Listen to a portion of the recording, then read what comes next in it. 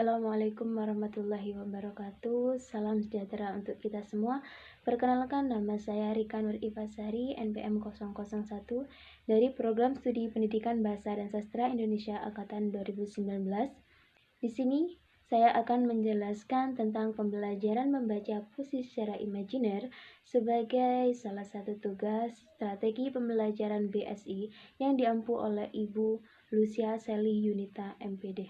Untuk mendapatkan pemahaman secara rinci terkait membaca puisi secara imajiner, ikuti video ini sampai akhir, oke?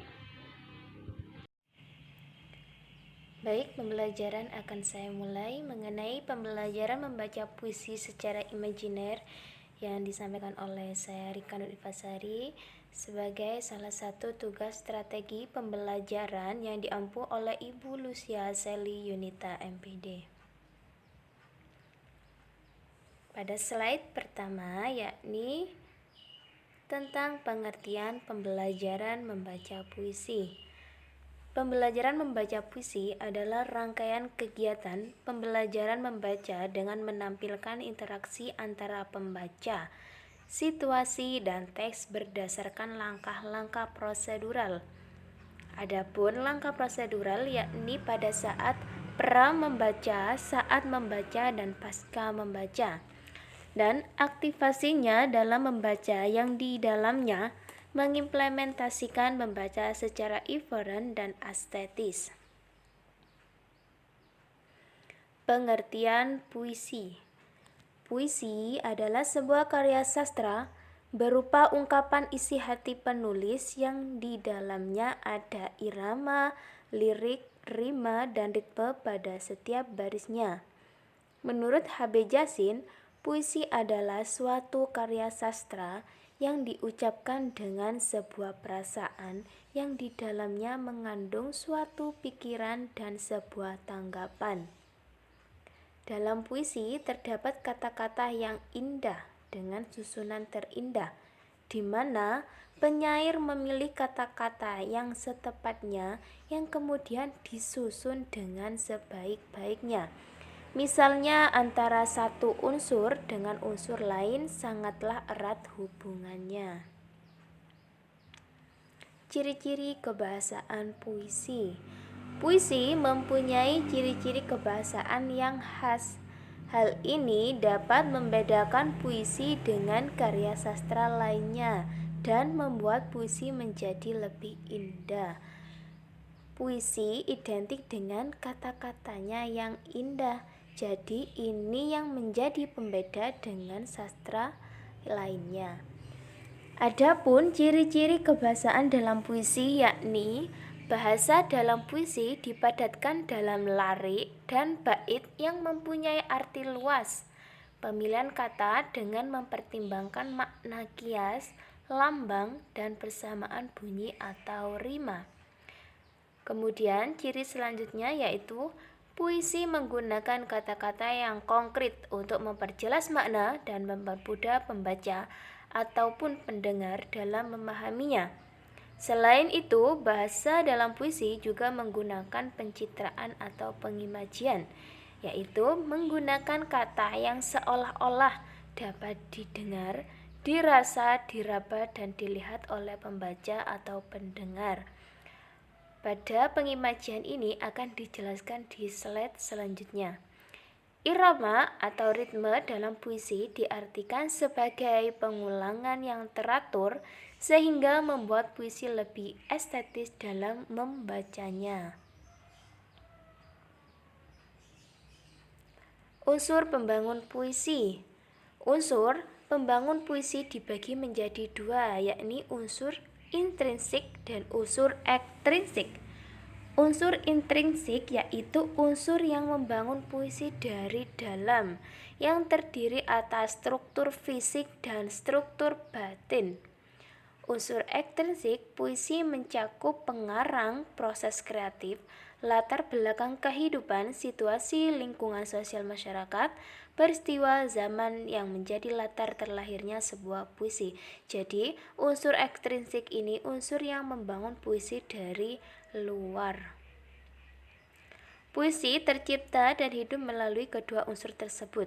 Hal ini diperkuat dengan pendapat dari Supriyono 2019 yang mengatakan bahwa puisi sebagai salah satu karya sastra yang menghidangkan nilai-nilai hakiki kehidupan yang begitu kaya makna.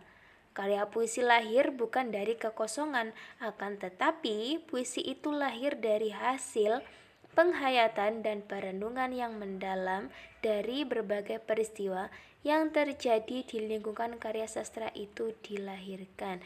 Jadi puisi itu lahir ada kalanya dari dalam dan juga ada kalanya dibangun dari luar.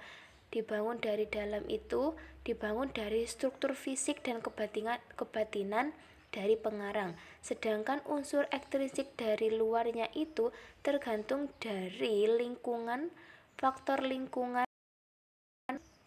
proses kreatif latar belakang dari pengarangnya sendiri. Aktivitas apresiasi puisi secara imajiner.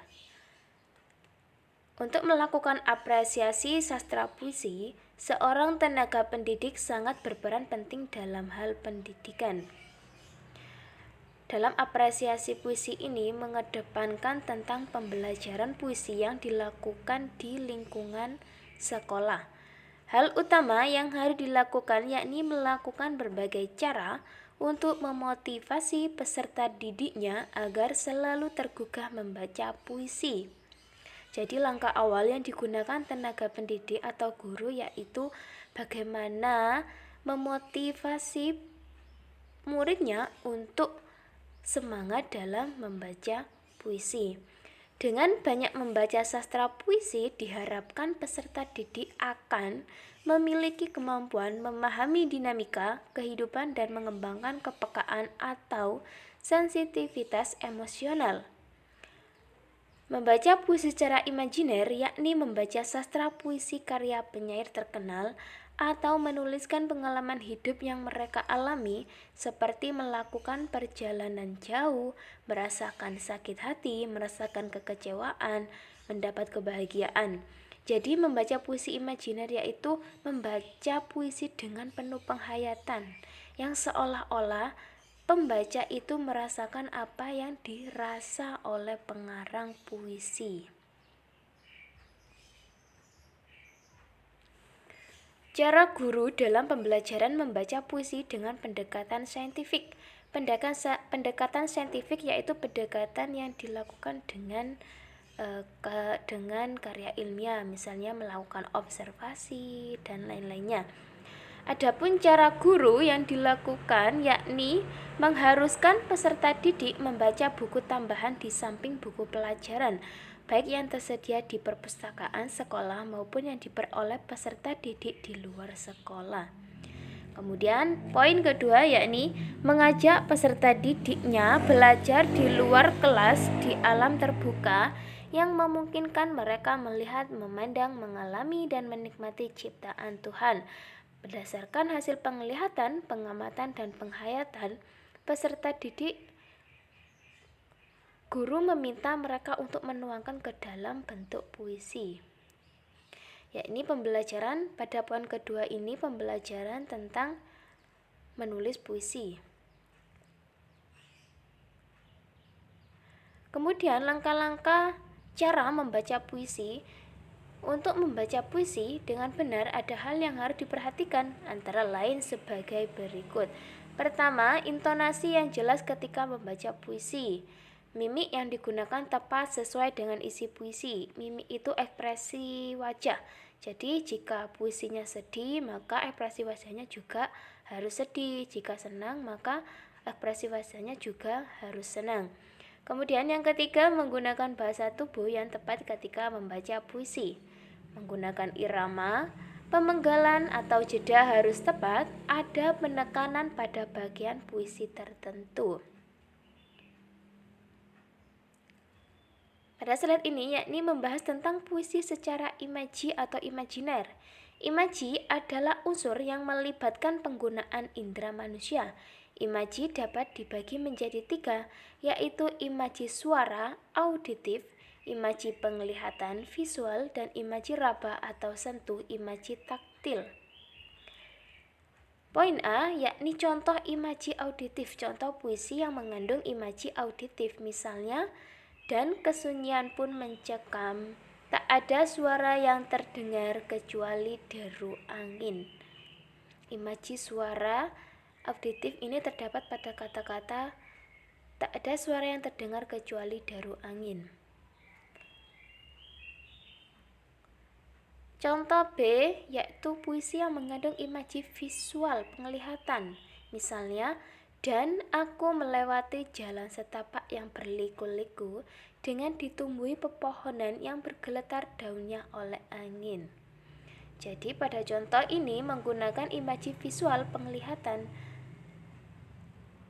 yang terdapat dalam kata dengan ditumbuhi pepohonan yang bergeletar daunnya oleh angin. Kemudian yang C, contoh puisi yang mengandung imaji taktil, peraba atau sentuhan, yakni tubuhnya begitu lunglai di antara dekapan angin gunung. Nafasnya tersenggal-senggal menahan dingin yang melekat. Itu adalah contoh dari membaca puisi secara imaji, yang ada 3, imaji auditif, visual, dan imaji taktil. Pada slide ini, saya akan membacakan puisi doa karya Chairil Anwar. Kepada pemeluk teguh Tuhanku, dalam termangu aku masih menyebut namamu, biar susah sungguh, mengingat kau penuh seluruh, jayamu panas suci, tinggal kerlip lilin di kelam sunyi. Tuhanku, aku hilang bentuk, remuk. Tuhanku, aku mengembara di negeri asing. Tuhanku, di pintumu aku mengetuk, aku tidak bisa berpaling. 13 November 1943. Sampailah kita di akhir pembelajaran video kali ini. Semoga kita semua mendapatkan ilmu dengan pembelajaran video ini. Sampai jumpa di video selanjutnya. Saya Rika Nur Ifasari pamit undur diri. Assalamualaikum warahmatullahi wabarakatuh.